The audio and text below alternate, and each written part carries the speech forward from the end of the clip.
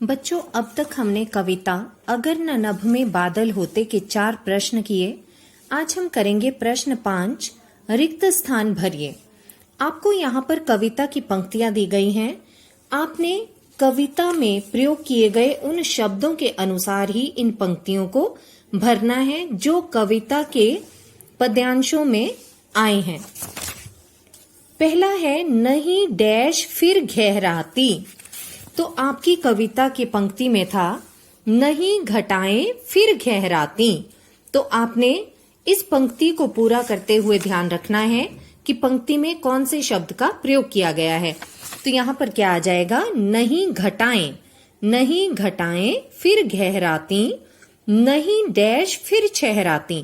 कविता में क्या है? नहीं छटाएं फिर छहराती। सब डैश से गाल भिगोते। किससे गाल भिगोते? आंसू से। सब आंसू से, तो रिक्त स्थान में क्या आ जाएगा? आंसू।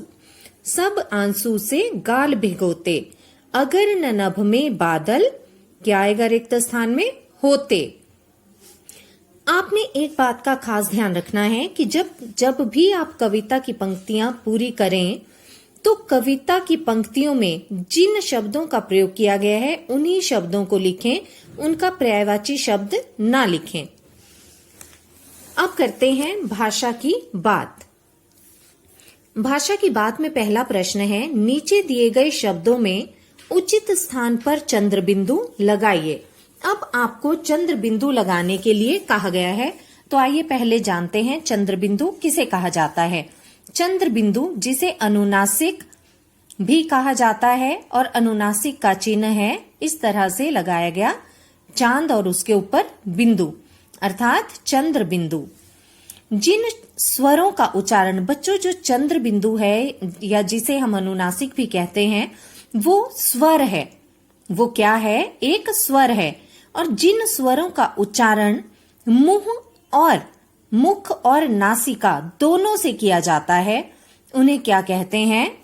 अनुनासिक कहते हैं। जिन स्वरों का उच्चारण मुख और नासिका दोनों से किया जाता है वे अनुनासिक कहलाते हैं। अर्थात इसको बोलते हुए जो हवा है वो मुख से भी निकलती है और नाक से भी, दोनों से ही इसका उच्चारण किया जाता है।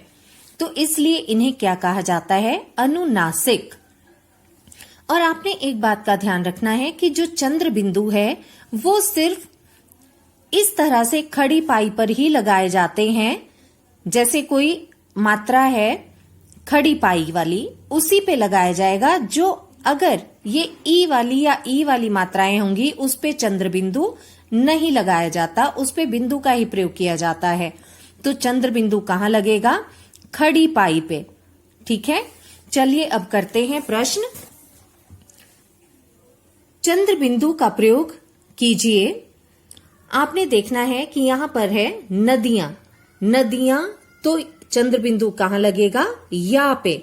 और एक बात का हमेशा ध्यान रखना है कि चंद्र बिंदु आपने खड़ी पाई पर ही लगाना है, बीच में नहीं लगाना है। नदियां, तो या पर चंद्र बिंदु लगाया और बन गया नदियां। फिर है घटाएं, तो यहां पर ए पर चंद्र बिंदु लगेगा और बन गया घटाएं। आगे है आंसू, यहां पर आ पे चंद्र बिंदु लगेगा, आंसू। अगला है कहां, यहां पर हा पे भी जो आ की मात्रा है उस पे चंद्र बिंदु लगाया जाएगा और बन गया कहां। फिर है छटाएं, तो यहां पर ए पर चंद्र बिंदु का प्रयोग किया जाएगा और बन गया छटाएं। अगला है बूंदों, यहां पर बू पे चंद्र बिंदु का प्रयोग किया जाएगा और बन गया बूंदों। चलिए अगला प्रश्न करते हैं। नीचे लिखे शब्दों के विलोम शब्द कविता में से ढूंढकर लिखिए। आपको कुछ शब्द दिए गए हैं, इनके विलोम शब्द आपने लिखने हैं, लेकिन कहां से? कविता में से ढूंढकर। रात का विलोम शब्द होता है दिन, और कविता में भी इसी शब्द का प्रयोग किया गया है। अगला है उदास का विलोम शब्द होता है खुश।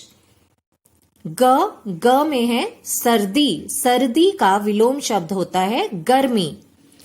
अगला है हंसते, हंसते का विलोम शब्द होता है रोते। तो बच्चों ये थे आपके भाषा की बात के प्रश्न। आपने अपनी हिंदी की उत्तर पुस्तिका पर प्रश्न नंबर 5 तथा भाषा की बात के दोनों ही प्रश्न करने हैं, और ये जो भाषा की बात के और प्रश्न नंबर 5 है ये आपने अपनी पुस्तक पर भी करना है।